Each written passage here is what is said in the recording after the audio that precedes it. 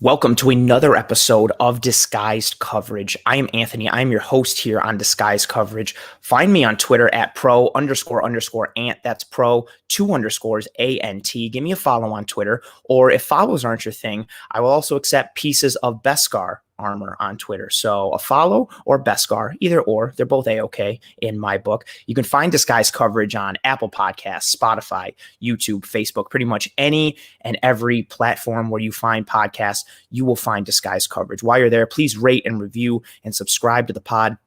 It is tremendously helpful, and I'm extremely grateful and appreciative of any and every review and subscription. Disguised Coverage is, of course, part of the Cover One Sports Network. So while you're there, checking out Disguised Coverage and rating and reviewing and subscribing, check out all the other awesome content under the Cover One umbrella. You got the Cover One podcast with Greg and Aaron. You've got the Hoof podcast with Sterling, another Anthony, and Eric. You've got the video and film breakdowns courtesy of Eric Turner. Cover One has you covered, pun, pretty much every single day of the week when it comes to content creation and breakdowns of anything and everything pertaining to the Buffalo Bills. We are your leaders in that regard. Check us out. Give us follows and subscriptions and sign blood oaths and all those types of things.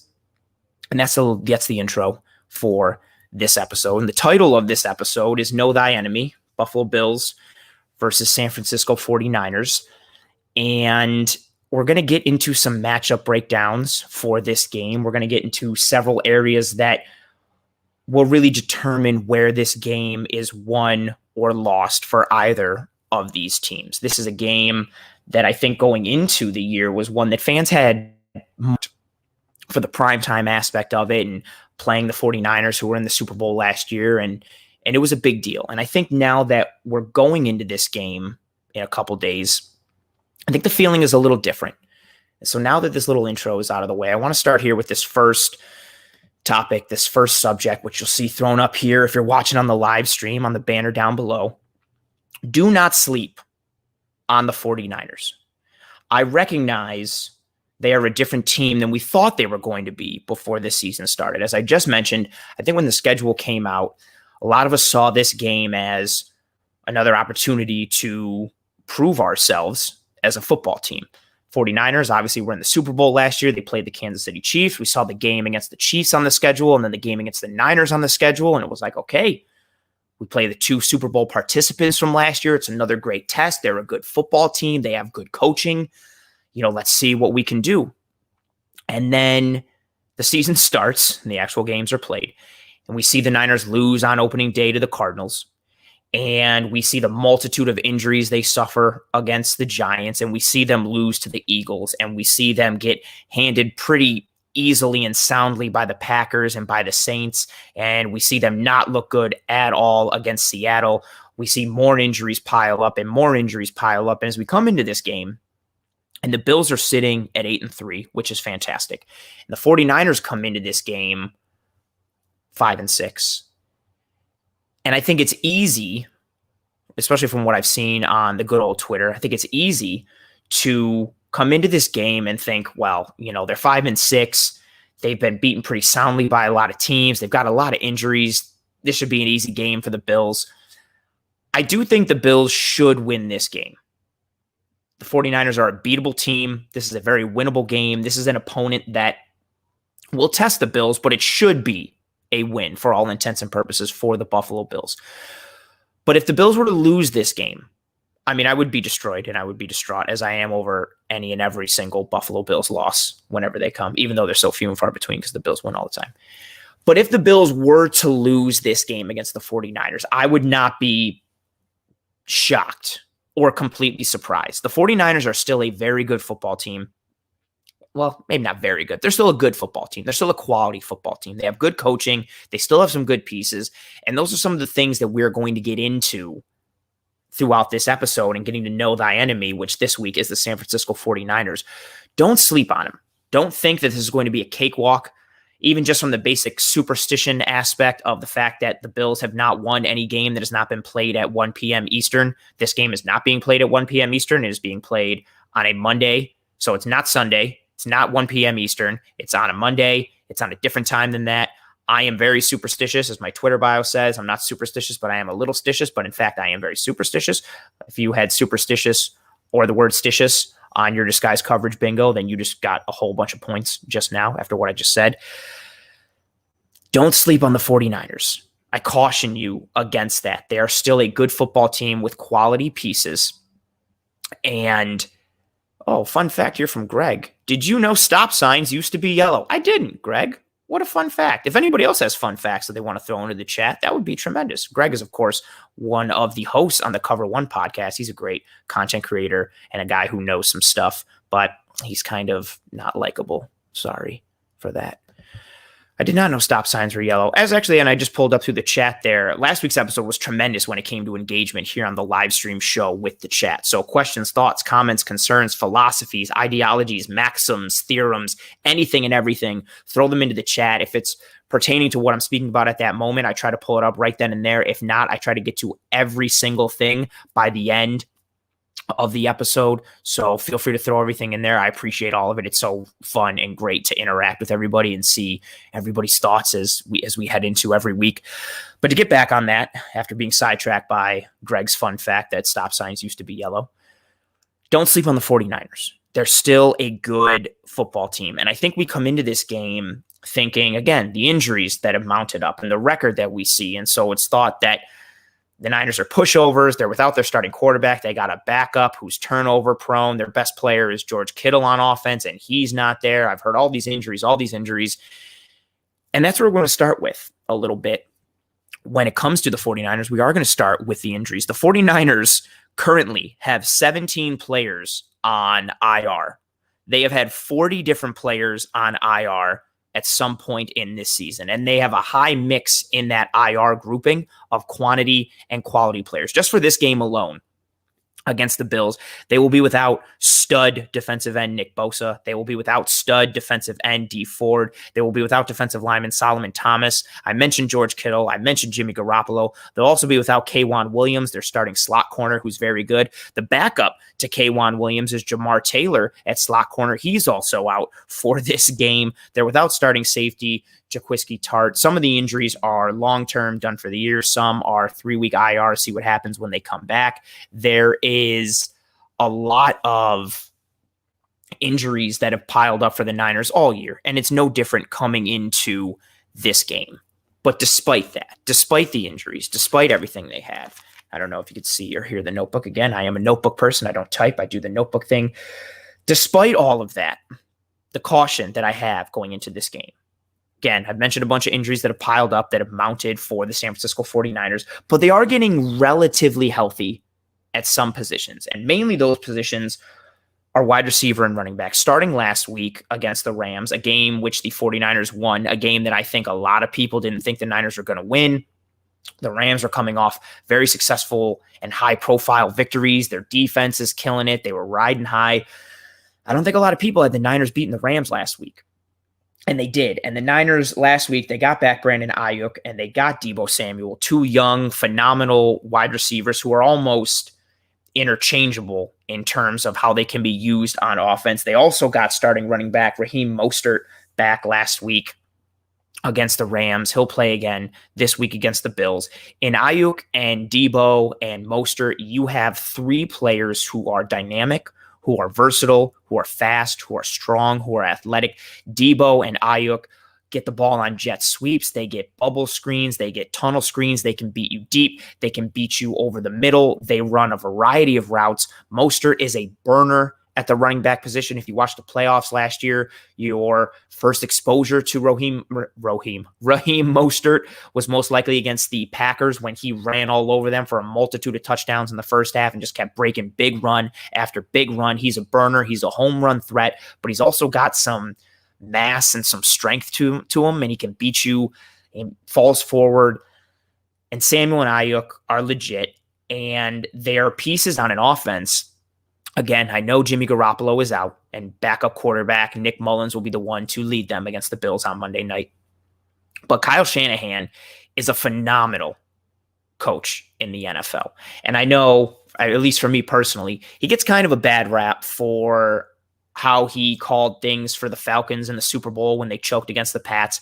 Even last year, I thought when the fourth quarter rolled around, he changed his game plan. I think he starts to outthink himself a little bit in those moments, but Shanahan's a good coach and he's a good schemer. And I don't mean that in a negative way. I mean, he designs and architects tremendous plays and packages and route concepts and play calling and play design to get his playmakers the ball and maximize their strengths and minimize their weaknesses or opportunities. So when you have quality that returns for the 49ers, like Ayuk, like Deebo Samuel, like Raheem Mostert, with a good offensive coach like Kyle Shanahan, you can never overlook a team like that. And I know they've got holistically a variety of injuries and a multitude of injuries, but knowing that they're getting key players back at this time who made a big difference for them last week against a good football team in the Rams, those guys are going to make another difference for them this week. Don't sleep on that offense. I don't care that they're led by Nick Mullins, who we're going to talk about in a bit. I don't care that Jimmy G is out. I don't care that Kittle's out. I recognize those are important things, but don't overlook this offense as a whole. With Shanahan, anything is possible. Even if you just look at their overall record, I know they're 5-6, but to be 5-6 and have the injuries that they've had going back to week 2, and even you think about the offseason, they traded DeForest Buckner to the Colts. So he was one of their starting defensive linemen last year. Buckner's gone, and then Bosa, Solomon Thomas, and Dee Ford are all out. You basically lost your 4 best defensive linemen from the year prior, a defensive line that was a major cog and piece of why your defense was good and why you went to the Super Bowl. And even despite that, they're still 5-6. They lose their starting quarterback, and they're still managing to scrape together wins, be in a variety of games and a variety of styles. Do not sleep on them. Again, on the offense, we talked about Ayuk, we talked about Deebo, we talked about Mostert. Those are going to be the 3 pieces to keep an eye on offense. We are going to get into some more things with that offense and with the matchups. And then on defense, Richard Sherman is back. We all know Richard Sherman. He's not the corner that he once was, although I always thought that he was a bit overrated. I hope he doesn't hear me say that because I know he's very particular about how people view him. But Richard Sherman is back.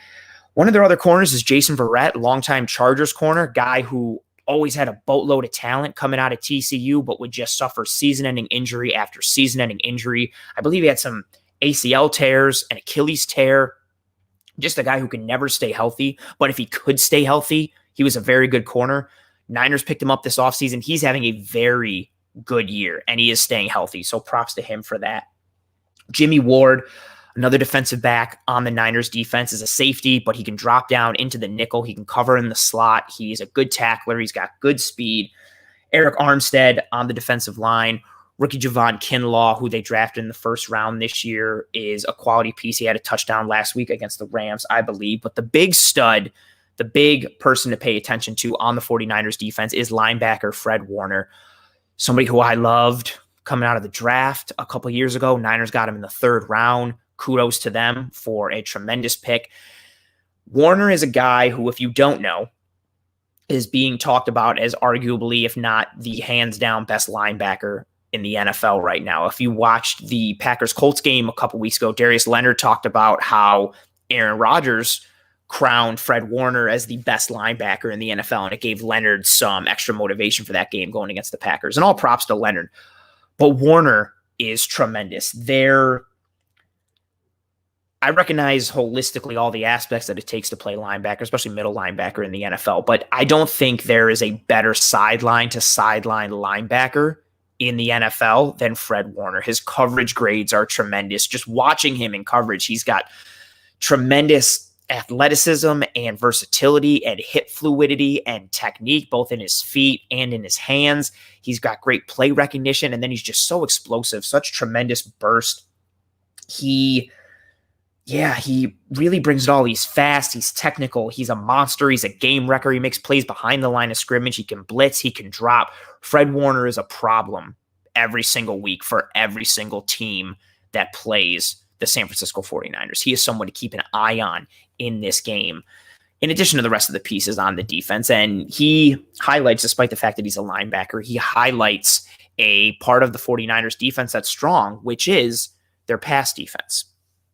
And that defense as a whole, another reason to not sleep on the 49ers, as the graphic below still shows us, is that defense that is led by defensive coordinator Robert Saleh, I don't want to say a favorite for a head coach opening next year, but he will be a coordinator that will definitely get looked at. Do not be surprised if he is being interviewed by several teams for a head coaching job that will become available next year as teams start to fire coaches as the season winds down and the regular season ends.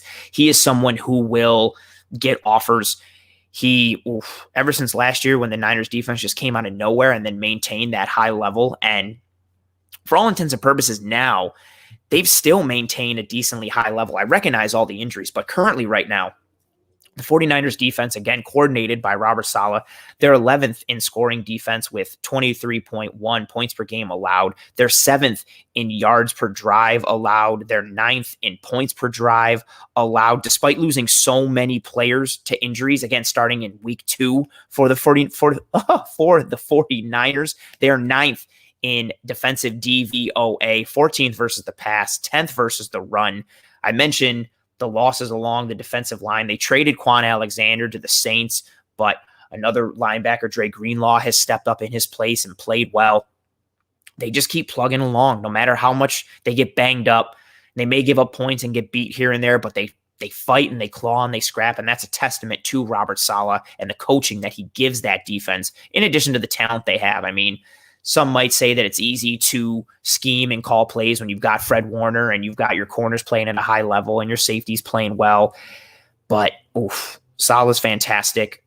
Again, solid head coach in Kyle Shanahan, solid defensive coordinator in Robert Saleh, solid quality players on both sides of the ball. Winnable game for the Bills, beatable team in the 49ers, but not a game that we should be sleeping on. As we move to our next segment here, as highlighted on the live stream or the video, if you're watching.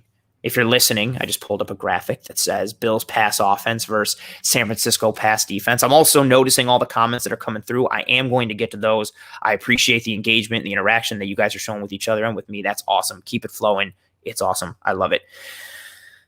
I mentioned it earlier with Sherman and Verrett and Jimmy Ward. The 49ers pass defense, it's good. To sum it all up, they are the 4th best in terms of team coverage grade in the NFL. They're somewhat healthier now that they've gotten Sherman back. Jason Verrett, who I mentioned earlier, is the 14th best rated corner in terms of coverage grade this year. Jimmy Ward has the 8th highest safety cover grade in the NFL. Fred Warner, who I spoke about earlier and who I love, has the 5th best linebacker coverage grade in all of the NFL. Dre Greenlaw, linebacker who stepped up last year and played well and was one of the main reasons that Quan Alexander became expendable and traded away. Dre Greenlaw has the 3rd best tackling grade amongst all linebackers. They are a fast, athletic, aggressive defense, and that shows in their coverage ability. And we know what the Bills' passing offense has done. We know Allen and Diggs and Beasley, and we know the points they've put up. We've spoken about it at length on this show. I'm not going to dive too much into those numbers because we know how successful they've been. It's one of the reasons Allen and Diggs are getting tons of Pro Bowl nods. Cole Beasley leads all slot receivers in the NFL in yards receiving. He's having a great year. But the passing offense wasn't flawless last week against the Chargers, and Allen wasn't the sharpest last week. So I'm interested to see what they look like coming against the secondary of the 49ers that really get after it. Now what hurts the Niners defense has been their sacks and their pressure. They're 22nd in sacks. They're 21st in pass rush grade. I see colors that come through. Sean Sherman, appreciate the donation with the $4.99. Thank you so much. I'm going to hit this comment real quick. Sounds like Dable needs a lot of motion. There are going to be some aspects of the motion. I think doing anything and everything that allows the Bills offense and Josh Allen to be able to easily diagnose the 49ers coverage schemes pre-snap, anything that Dable can do to increase that, like pre-snap motion, like fake motion, and anything and everything that tends to show what a coverage is doing or show what a defense is about to play or do anything to show Allen what cards the defense has. I'm down for that. I think motion will be a part of it, but there are some ways to attack this defense. And again, Sean, thank you for your support here. It means a ton to me. Thank you so much. And as I mentioned there, 49ers defense, they are 22nd in sacks. They're 21st in pass rush grade. Allen, provided the Niners don't just kill Brian Winters, provided if Brian Winters is starting again and playing a lot, Allen should have a decent amount of time. The problem is going to be the 49ers coverage. Again, they've been strong. The John Brown impact on this Bills offense, I think that is a narrative, whether you are for or against it, has started to gain more steam and more momentum after the Chargers game last week. Because again, as I mentioned, Bills won, good victory, but Allen wasn't the sharpest, was good enough to get the win. I mean, granted, we ran the ball a decent amount and were successful in the run, but Allen wasn't sharp tremendously. He didn't have a great game. You could make a case that it was one of his poorer games on the year. And again, it falls into another game where John Brown wasn't available. There's all the stats of what Allen's games look like with John Brown versus John Brown being out. And if you're a fan of that narrative that John Brown is a major cog and factor in the Bills' offense, and especially their passing offense, there was credence that was lent to your argument last week with John Brown being out. He's out again this week. And we'll see what the Bills' passing looks like against the 49ers coverage. The Bills are 6th in passing DVOA. They are 8th in total offense DVOA. It's going to be an interesting matchup. And I want to start getting to some of the comments in here that pertain to this. Comment here from PJ. Diggs can beat Sherman. He did when he played on the Vikings. This was one of my favorite highlight things to watch. As soon as the Bills acquired Stephon Diggs, there was a video out there on the old Twitter, and I think YouTube as well, maybe like 2 to 5 minutes long. There were so many, but one of them had like 3 plays back to back to back of Diggs just roasting Richard Sherman. And I mean like roasting him bad, like faking inside on the slant, then cutting back out, running a variety of routes and just beating Sherman left and right. It was tremendously encouraging to see. And I'm excited to see what Diggs can do against Sherman. I don't think Sherman matches up tremendously well with Stephon Diggs. And with their starting slot corner, K'Wan Williams, being out and their backup being out, and I know Emmanuel Mosley, their slot corner now, is a little bit banged up. I think Cole Beasley can have a pretty good day, although I think Fred Warner neutralizes some of the middle of the field and some hook zone and curl flat areas that Beasley does his work in. So I think Warner could be a problem in those areas. I think Stephon Diggs has a bigger game on the outside. I think from between the numbers and the sideline, Stephon Diggs can have a big day because I don't think the Niners have someone that can cover him. To Sean's point, Diggs can beat anyone. I don't think you're wrong on that. I think there are some corners who match up better with him than normal, but he's having a tremendous year, and he's arguably the best route runner in the NFL, if not the best route runner. Chief here. I don't know how to say the second part of your name, so I'm just going to say Chief. I'm more curious, besides the front seven, who do they got besides Sherman? The front seven still scares me a bit, but nothing behind that frightens me right now. I hope with what I have gotten to already with their pass defense, and again, the fact that they are let me check the notes there to confirm. Yep, they are the 4th best passing coverage team in the NFL. Their pass defense is 4th best in all of the NFL. Verrett is having a very good year. He stayed healthy. When he's been healthy, Jason Verrett has been good, and this is another example of that this year. Sherman coming back adds stability. I know he's not what he was, and if you thought he wasn't much before, maybe you look down on him even more so or think even less of him, but he's still good enough to get it done. And Jimmy Ward, again, 8th best coverage grade amongst all safeties in the NFL. Their secondary is better than you think. So I recognize the strength in the front seven that you see there, but I would argue that their coverage ability and their secondary in the back is arguably better than their front seven aspect. That's even including Fred Warner in that front seven. That coverage ability on the back end is very legitimate. Anthony Romeo here. 49ers coaching gets the most of the guys on the field. That's a tremendous point from Anthony Romeo, one of the hosts on the Hoof podcast, part of the Cover One Sports Network. Check that out. Give him a follow on Twitter as well. His content is awesome, and he wears this awesome Buffalo Bills suit every time they do an episode, and it's fantastic, and he's also extremely smart. Yeah, the 49ers coaching does get the most out of the guys that they put on the field. I don't think Again, I know they're 5-6, and I know they've had some bad losses, but you don't end up, and I know 5-6 isn't great, but being 5-6, considering they've had 40 different players on IR this year. I think the graphic that went up last week or the week before was that they've lost over like 170 games this year in terms of all the players that have been out and all the games that they've missed added together.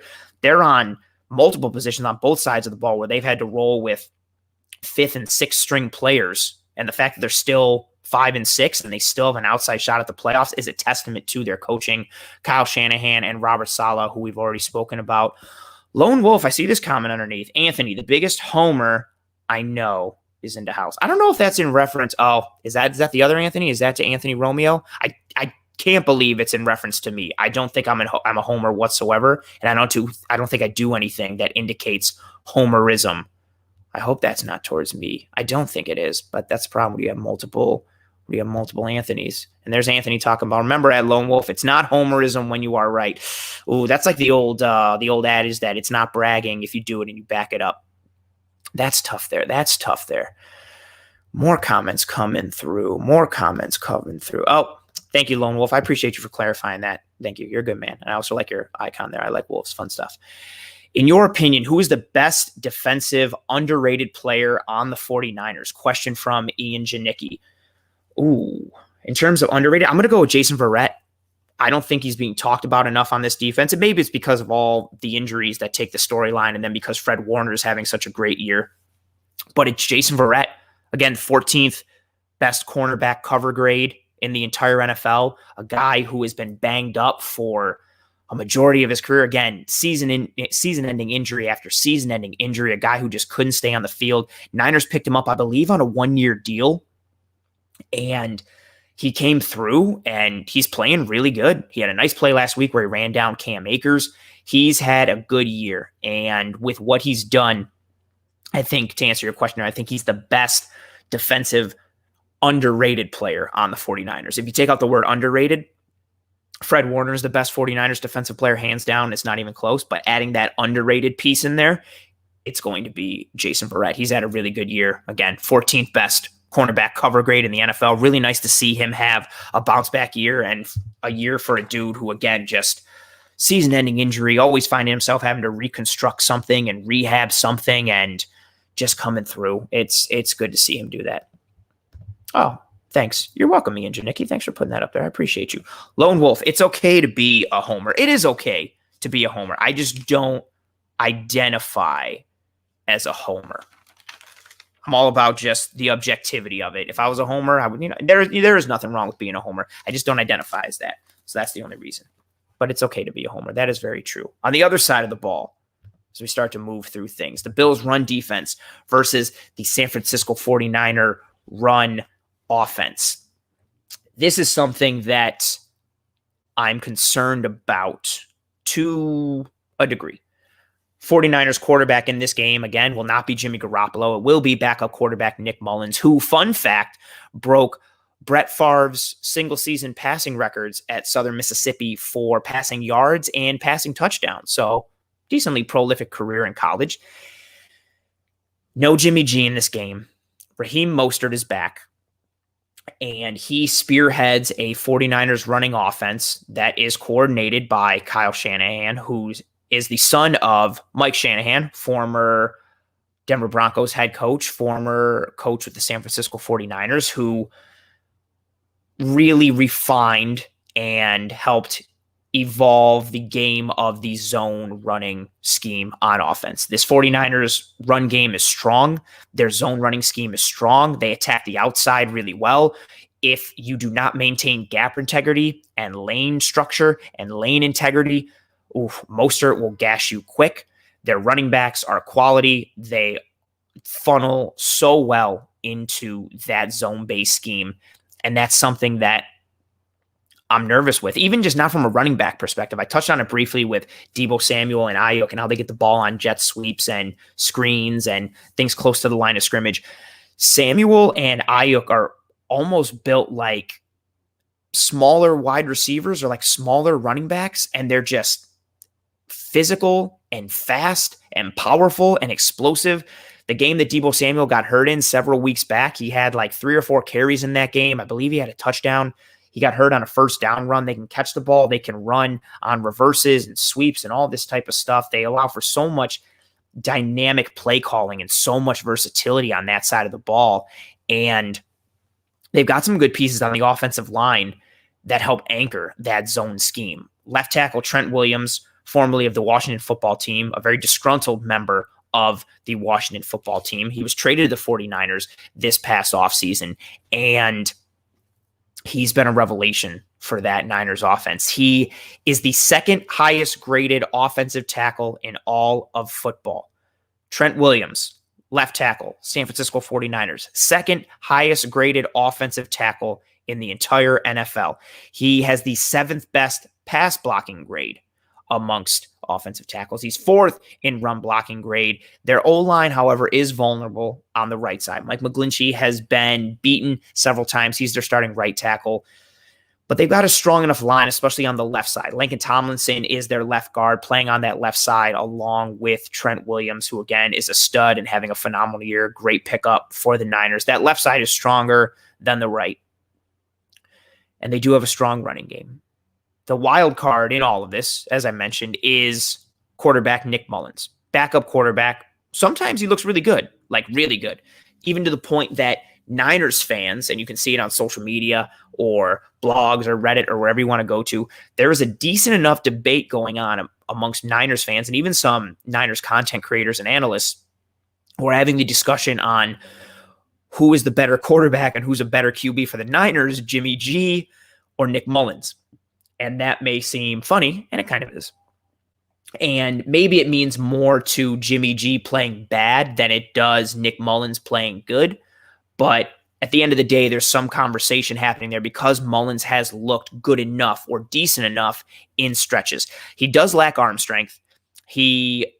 Most of his work is going to be done between the numbers in the middle of the field and looking at his passing zone charts and next-gen stats for the last several games, especially last week and the week before. Very rarely is he thrown outside the numbers, and a heavy majority of his passes, roughly 70 to 80% every game, are coming from 15 yards and below. And having Aiyuk and Deebo Samuel back is only going to increase that ability. Samuel and Aiyuk are 2 of the best, despite the fact that they're very young in their careers. Aiyuk is a rookie. Deebo Samuel is in his 2nd year. Mullins will drop the ball off to one of those 2. And their yards after the catch, their yak or their rack, if you want to do run after catch, whatever phrasing you want to use there, is fantastic. When they get the ball in their hands, they are like running backs. They're hard to bring down. They're athletic. They're shifty. They're agile. They're powerful. They're explosive. They're physical. Sometimes it's easy for Nick Mullins just to dump it down to one of them coming over on a 5-yard over, and then they run for an extra 17 yards. And the next thing you know, you have a 22-yard gain, something like that. So they try to do things that they can to make life easy for Nick Mullins. And again, when you have an offensive coordinator, well, for all intents and purposes, the offensive coordinator and play caller and designer and architect like Kyle Shanahan, who maximizes everything he can for his players and gets the best out of everybody that he has. Shout out to Anthony Romeo's point from earlier on the Niners coaching staff getting the best out of their players on the field. Shanahan does what he can to put his players in a position to succeed. And he's not going to ask a lot of Nick Mullins. And the most he might be asking is just hand it off to Raheem Mostert, who's going to run and see what they can do in the zone running scheme. And this Bills defense for the last several weeks, and I go back all the way to that Seattle Seahawks game, they've started to turn the corner a bit. I know they turned it a bigger corner against the Jets, but I don't want to count that because the Jets are such a dumpster fire. Although, again, I will continue to say it. I don't care how bad a team is. Holding a team to 4 total yards in a half like the Bills did against the Jets in the second half of their second game of the year against the Jets, that's a tremendous accomplishment. I don't care who it comes against. That's pretty awesome. But they turned Russell Wilson over 4 times, sacked him a bunch, hit him a bunch, beat him up, contained Kyler Murray for a large majority of that Cardinals game, kept the Bills in the game in a lot of ways, in a lot of aspects. And then last week against the Chargers, I know Herbert's a rookie, but that offense was coming in hot. They were explosive. Herbert was, and he still is, on pace to break a lot of rookie passing records in just his ability to feed Keenan Allen the ball. Again, Keenan Allen, guy who led the league in targets and receptions, came into that game and he finished with 4 catches for 40 yards. They were able to limit one of the best receivers in the NFL. They were able to limit a explosive, albeit young, offense. And when it came to the run game, the Chargers got Austin Eckler back last week, and I know it was his first game back, so there's still some adjustment there for him. But he was on the field for a majority of the game. The Chargers ran the ball 24 times, and they only had 76 rushing yards on those 24 carries. But we saw some big gains that the Bills gave up. We saw some gashes. We've seen them get beat from time to time with big runs. We've talked about it at length all year, the impact Star Lotulelei opting out has had on this Bills defense, specifically the run defense, missing that big-bodied one tech to really eat up blockers and allow Tremaine Edmonds and Ed Oliver to work freer and to be able to allow the linebackers and the safeties to not have to weave through as much garbage and traffic and get hit as they come and try and make plays. We've talked about it all year. But going into this game, I'm excited to see what happens. The Bills' run defense versus the San Francisco running offense. The Niners want to run the ball. Again, Kyle Shanahan wants to do anything and everything that he can to make Nick Mullins' life as easy as possible. Mullins is also turnover prone and often at the worst times, but Shanahan is going to want to keep this game manageable for Nick Mullins and the 49ers offense. He doesn't want 3rd and long. He's going to want to keep this game in 3rd and 3, 3rd and 4, 3rd and 5. And I know you could say that, well, don't most teams want to do that? First of all, not necessarily. Second of all, yes. But I think what I'm alluding to here is more of the Niners are going to lean on that running attack, and they're going to lean on their short passing game and lean on the zone running scheme, kind of carrying things for Nick Mullins, and lean on Ayuk and Deebo Samuel doing things in the shallow parts of the field and trying to make run after catches. They're going to do whatever they can to make Nick Mullins' life as easy as humanly possible. And for a Bills defense that we've seen from the beginning of the year that they haven't met expectations, but they've started to turn the corner as of late. And I know, again, as I fix my hat, as I am one to do, I know the Niners are banged up. I know this is a backup quarterback, but this is still a decently good offense. And they do something very well, i.e. running the football and utilizing the weapons they have, which they do have good weaponry. I'm excited to see what the Bills do in this game. I'm excited to see how this defense shows up. I've been talking about it for the last several weeks. This Bills defense has started to turn the corner. I just mentioned it a couple minutes ago. And the Bills offense for the majority of the year has set the world on fire. And if we can get the Bills defense to play even just 80% of what it did last year, if we can get them to play to that level, 80% of that level from last year, and pair it with the Bills offense, we have something tremendous on our hands, potentially going forward. And I want to see what the Bills do in this game. I want to see how they handle the run of a team that, one, does something unique in their zone scheme. And when I say unique, I mean to the point of, I don't care what other teams run a zone-based running offense. Nobody does it like a Shanahan. Whether it's Mike or it's Kyle, they are the godfathers of that scheme. Nobody does it like they do. And their offense is built to succeed in that scheme. And they've got guys who can run after the catch and test you with a variety of looks and a variety of schemes. I want to see what this Bills defense does. I also want to see how they look. I'm seeing some of the comments come through between discussions on Matt Milano and AJ Klein.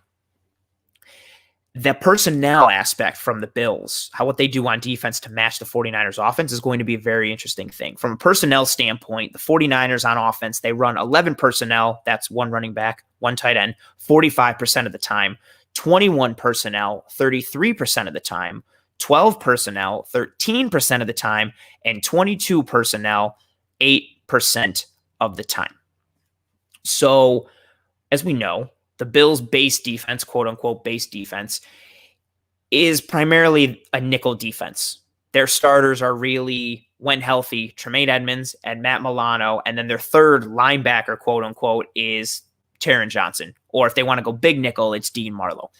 Seeing what the Bills do in response to that, and we're already starting to see some of the comments come through with Milano and Klein, I am extremely intrigued to see if Milano comes back, which, again, I just don't want to jinx it. I don't want to count my chickens before they've hatched. But if Milano comes back, which he looks to be on pace to do,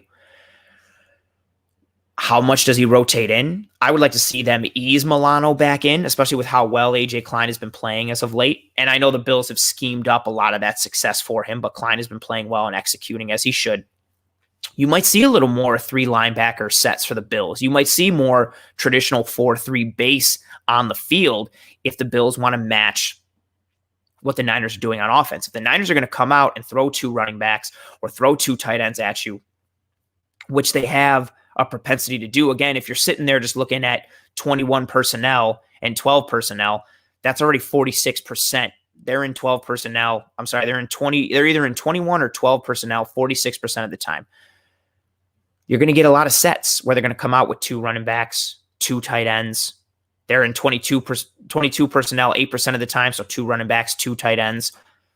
We might see some opportunities for Klein and Milano and Edmonds to be on the field at the same time. I would like to see Milano get eased into things a little bit. I don't want to rush him back. It usually takes long for a pec injury to heal. I know his wasn't as severe to the point that it would put him on season-ending IR, but that's something that can linger. I'm just always so worried with soft muscle injuries and things like that, and especially with an area of your body like your pec, which if you're playing football, you can't not use your pectoral muscle for things.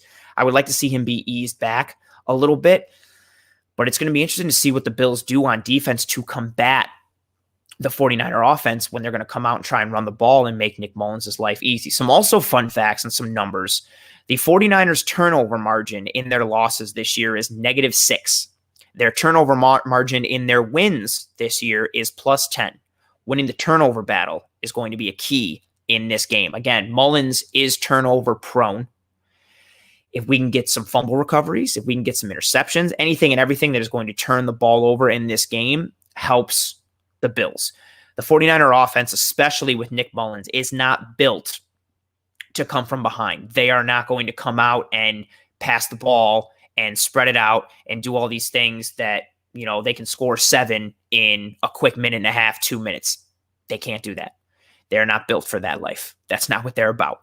So if we can do some things to get them behind the 8 ball early, i.e. score on offense, turn them over on defense, or even just stall them enough on defense to the point that we can get out to an early lead, that's tremendously helpful. And in addition to the turnovers, the 49ers, they're 17th in the NFL in turnovers per drive. They're 28th in interceptions per drive.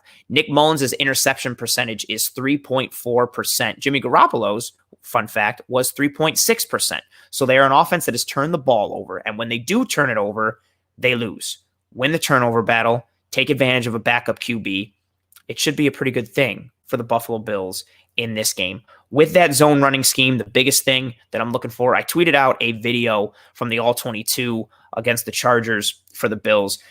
There was a stop on 3rd and 1, I believe to end the third quarter, where Klein blitzed up the middle. Hyde came off the edge. Hyde tackled Austin Eckler in the backfield for a loss on 3rd and 1.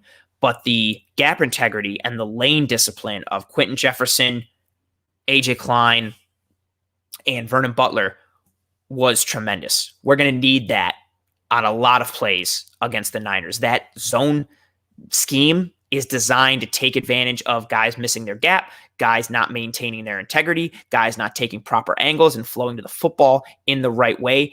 And if we slack on that, the Niners will take advantage of it. So we've been vulnerable against the run this year for a decent amount of the year. Now we come up against a team that runs the ball effectively in their own way. They take advantage of your weaknesses. I want to see what the Bills defense looks like. Gap integrity and lane discipline, both of those things will be at a tremendous premium in this game. I want to start to get some of the questions. I see a lot of things coming through. Lone Wolf, if we run a true base 4-3, does that help with the run game and jet sweeps? It depends on how they're running things on offense. In order to help with the run game and the jet sweeps, it depends on what they're running out of. If they're running it out of 11 personnel or 21, I think if they come out in 12 personnel, so if they're coming out with one running back and 2 tight ends, or if they're coming with 2 running backs and 1 tight end, either one of those things, if they're doing either of that, if we do a true base 4-3, I think that does help out more with the running game.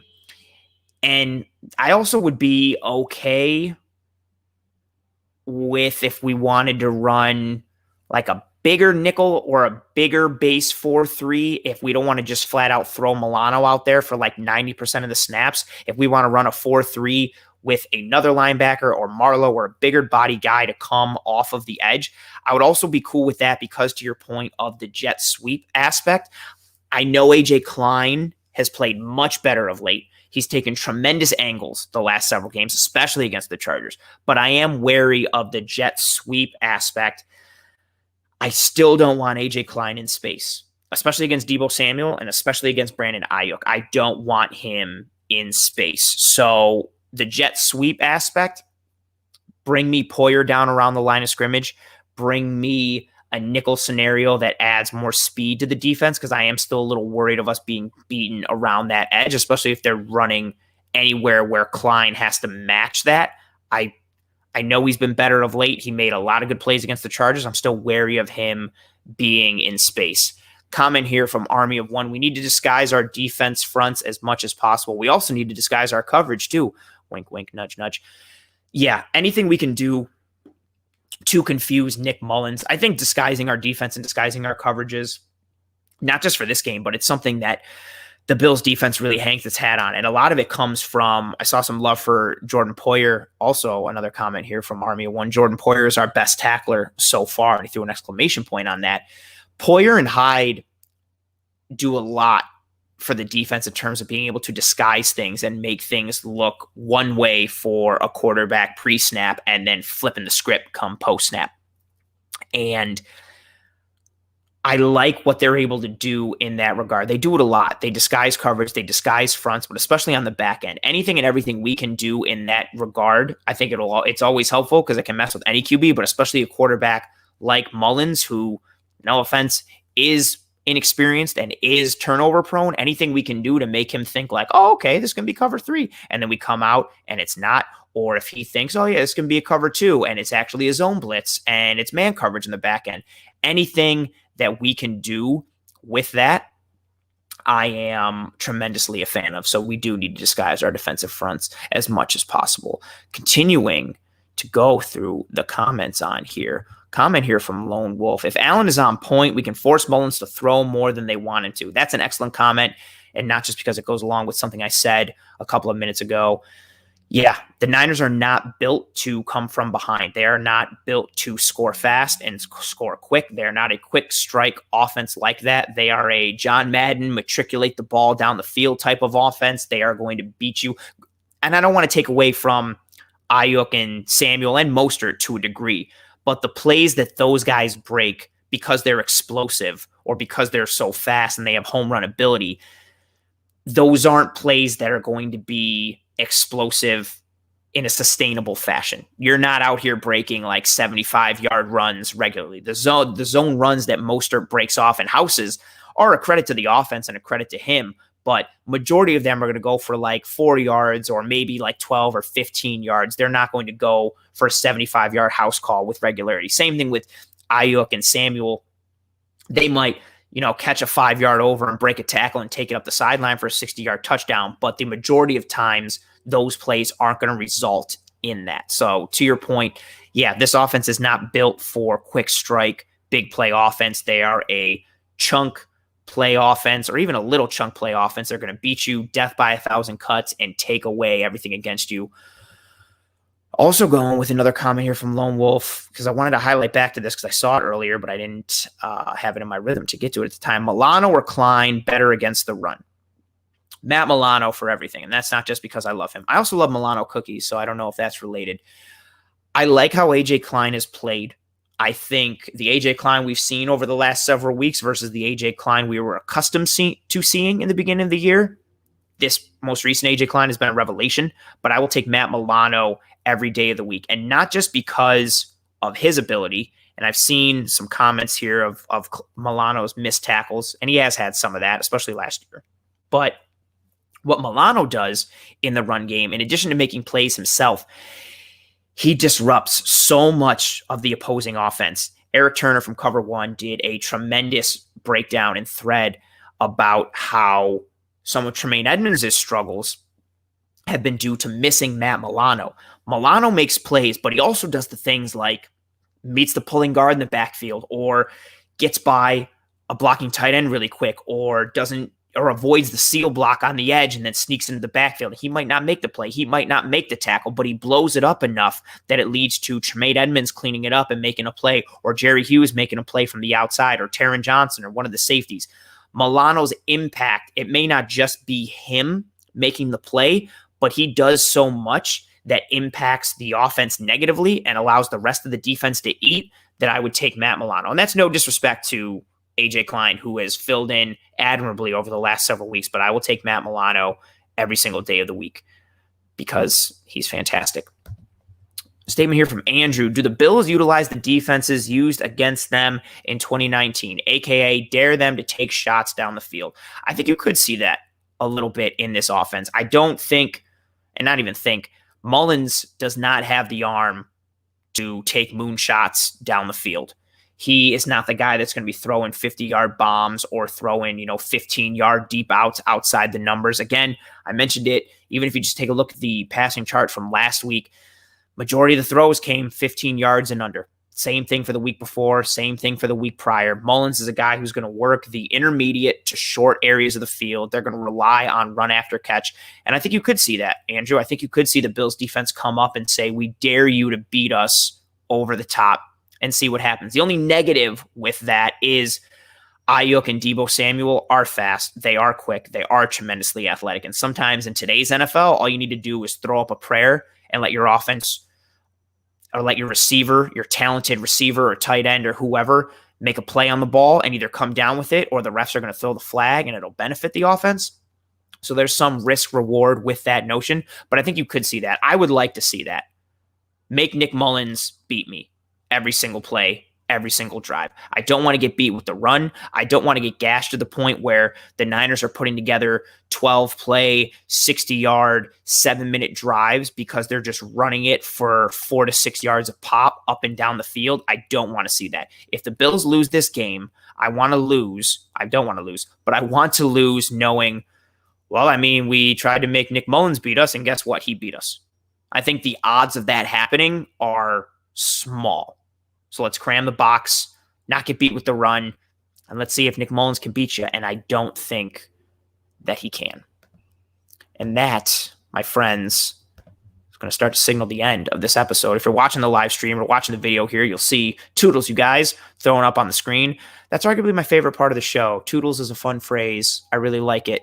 I don't know why. I think it's the oodles. It sounds fun and it amuses me. I don't know. I might have to do a whole episode on that. Someone suggested that one time, to do a whole breakdown on why I like the word toodles. That might come at some point. We might be doing that. I appreciate every single person who engaged with me on this live stream. I appreciate every single person who will consume this episode in some way, shape, or form, whether it's the YouTube video or the YouTube audio only, or one of the podcasting app platforms that you're listening to, Apple Podcasts, Spotify, anything and everything like that. Thank you so much for riding with me on another episode of Disguised Coverage. Again, I am Anthony, the host of Disguised Coverage. Find me on Twitter at @pro__ant. That's pro, 2 underscores, ANT. Please rate and review and subscribe to Disguised Coverage and all the podcasting work and content creation work of the Cover One Sports Network. Thank you very much again for riding with me on this episode. Please tell all your family and friends and loved ones how awesome this show is and how tremendously handsome I am. Tell your enemies too, because you know what? Why not? Keep your friends close, enemies closer, Tell your dogs, your cats, your fish, inanimate objects. Tell like the broom in your house about how awesome the show is, because I don't know, maybe you go to sleep and the broom comes to life and he wants to listen to a podcast, or she wants to listen to a podcast. I don't know the nature of brooms and all those things. I appreciate your Army of One throwing up the good show comment with the little fire emojis. I appreciate you. I appreciate everyone. Thank you guys very much for riding with me on this episode, and I will see you next week.